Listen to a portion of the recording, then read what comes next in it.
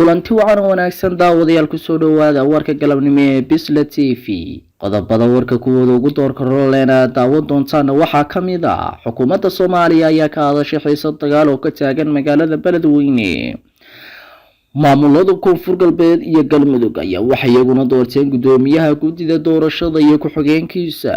dowladda Puntland waxay bilowday wajigii labaad ee maxkamadeynta xubnaha ka tirsan ururka al-shabaab oo koonfurta Calanka ka hawgali jiray komishanka xuquuqul insaanka Soomaaliland ayaa isna warbixin ka soo saaray hable magaalada Berbera xarunta gobolka Saaxil ugu xidhashada calanka Soomaaliya daawadayaal intaasi waa qodobada warka kuwooda ugu doorka roole imikaatana waxaa isku diyaarisan qodobadaasi qodobo kale oo faahfaahsan komishanka xuquuqul insaanka Soomaaliland ayaa ku baaqay in si dhaqso ah loo soo gabagabeeyo dacwadda 8 hablood oo magaalada Berbera ugu xidhan inay calanka Soomaaliya ku labisteen xubnaha komishanka oo hablaha laga soo xiray magaalada Laascaanood xog wareysi kula yeeshay xabsiga ayaa sheegay inay ka cabanayaan kulaylka Berbera oo sareeya awgii komishanka ayaa sidoo kale sheegay in hablaha qaar kamid ah ay ku jiraan dugsiyo isla markaana sanad dugsiyeedkoodii u bilaabmay war-saxaafadeedkan ka soo baxay komishanka xuquuqul insaanka Soomaaliland ayaa u dhignaa sida tani komishanka xuquuqul insaanka qaranka oo gudanaya waajibaadka qaran ayaa taariikhdu markay ahayd 4 bisha 7 2021 booqasho ugu tagay 8 hablood oo ku xidhan xabsiga magaalada Berbera oo lagu soo xiray kulabisashada calanka Soomaaliya komishanka xuquuqul insaanka qaranka Jamhuuriyadda Soomaaliland wuxuu soo xaqiijiyay in hablahan ay ku xidhnaayeen magaalada Laascaanood muddo 4 maalmood loona soo gudbiyay magaalada Berbera oo ilaa iminka la horgeyn wax maxkamada daba xubnaha ka socda komishanka xuquuqul insaanka qaranka oo wareysi la yeeshay hablahaas dhalinyarada ayaa waxay ku xaqiijiyeen in si wanaagsan ula dhaqmeen ciidamada kala duwan ee gacanta ku haya iyagoo sidoo kale sheegay in aanay jirin wax xadgudub ah oo lagula kacay intii ay xidhnaayeen balse cabasho ay ka muujiyeen xaaladda kulaylka ee xabsiga magaalada Berbera oo ah mid aad u sareeya xilligan iyo fogaanshaha goobtan ay ku xidhan yihiin oo culays ku haya eheladooda iyo waalidkoodaba waxa komishanka xuquuqul insaanka qaranka ay hablahan u xaqiijiyeen in 3 kamid ah u bilaabmay sanad dugsiyeedkii 3 kalena dhignayeen jaamacada ku yaala magaalada Laascaanood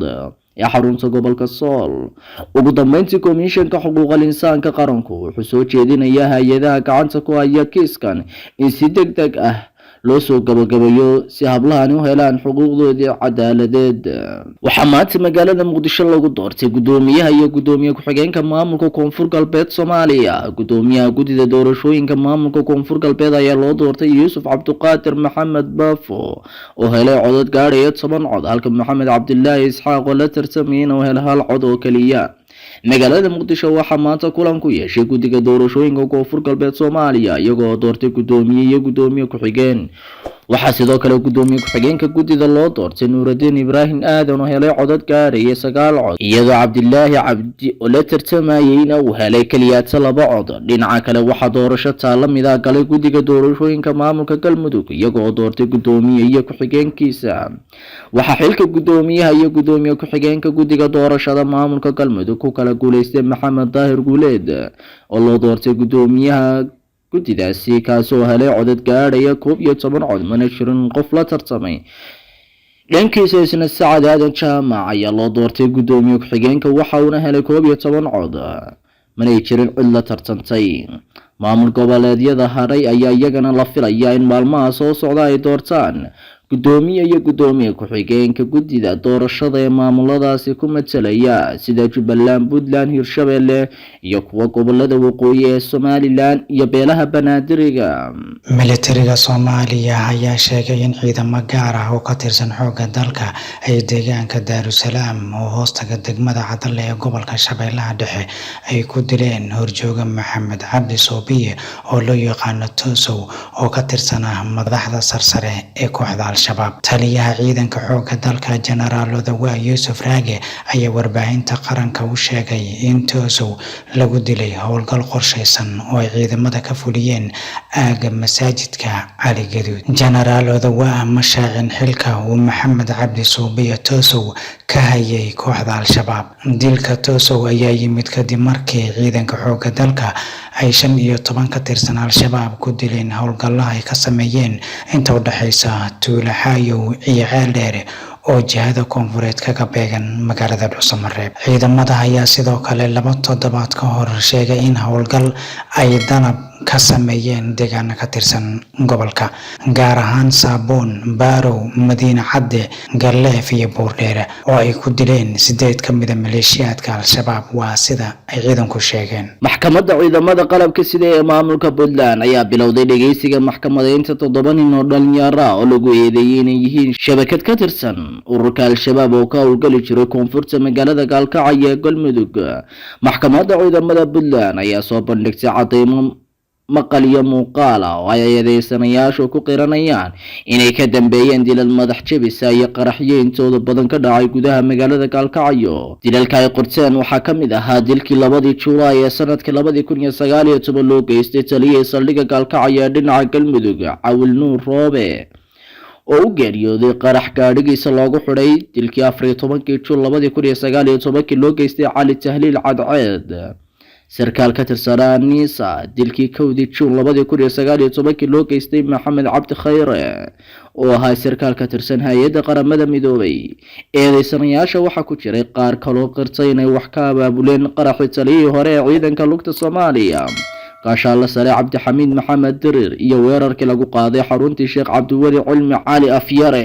waa dhageysigii labaad oo maxkamadda ciidamada Puntland u fadhiisato eedeysanayaal ka tirsan Al-Shabaab kuwaas oo howlgallada ugu badan ka fulin jiray koonfurta magaalada Calanka. dhawaan ayay ahayd markii Puntland ay xukun dil ku fulisay 18 nin oo ka tirsanaa kooxda Al-Shabaab kuwaas oo tariya sanadkii 2008 mas'uul ka ahaa qaraxyadii iyo dilalkii lagu laayay haldoorkii Puntland sida uu sheegay maamulkaasi Puntland. ganacsade Soomaaliya oo lagu magacaabo Cabdullaahi Bootaan Saruurow ayaa meydkiisa laga helay meel aan ka fogeyn magaalada British ee gobolka North West ee dalka Koonfur Afrika sida ay booliska gobolkaasi xaqiijiyeen.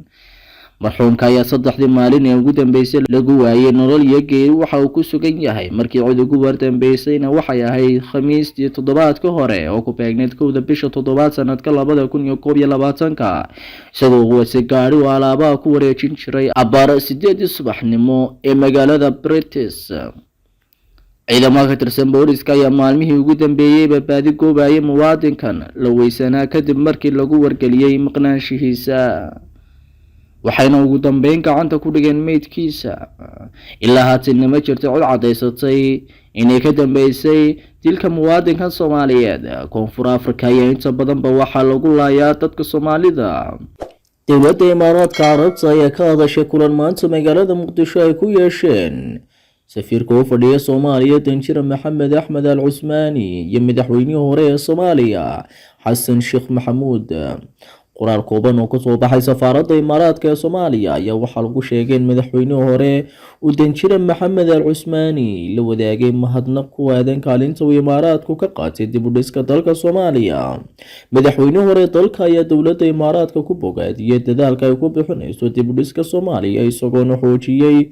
xiriirka labada dal iyo xiriirka shacab ee soo jireenka. dowladda isu taga Imaaraadka Carabta ayaa ka mid ah dowladihii sida adag uga hor yimid muddo kororsigii fashilmay gadaal ay ka riixaysay fila Soomaaliya, wuxuuna hormuud u ahaa wadamo si adag u cambaareeyay falal amni darro oo kal hore ka dhacay caasimadda dalka kuwaas oo ka dhashay khilaafkii doorashada.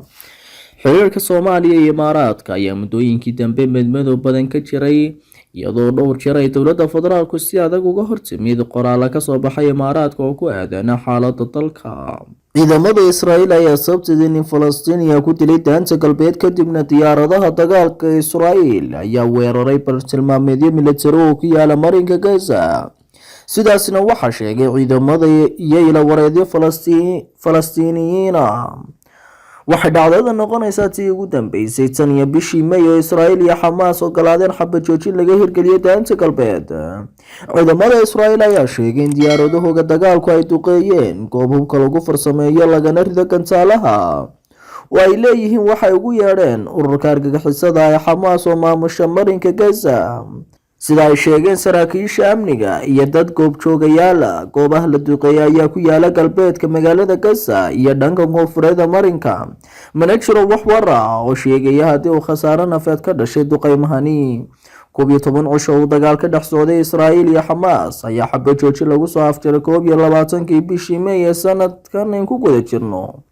Dagaalkaas ayaana waxaa ku dhintay 260 Falastiiniyiin ah oo ay ku jireen dagaalyahano sida ay ku warameen maamulka daanta galbeed. Sidoo kale 13 qof oo Israa'iiliyiin ah oo ku jiray askari ayaa ku dhintay gantaalo ay Xamaas ka soo tuurtay marinka Gaza oo haleelay gudaha Israa'iil sida ay xaqiijiyeen booliska iyo ciidamada dalkaasi Israa'iil. Watahay daawadayaal, qodobkaasi wuxuu soo gabagabeeyay war waxaan idinka haynaa caalamka iyo geega Soomaalida. waxaa warka galabnimo idin akhrinaya anigoo Cabdirasaaq Cabdisalaan. intaanu ku kulmayno warkan warka xiga waxaad kaga tegaynaa sidaas iyo nabadgelyo.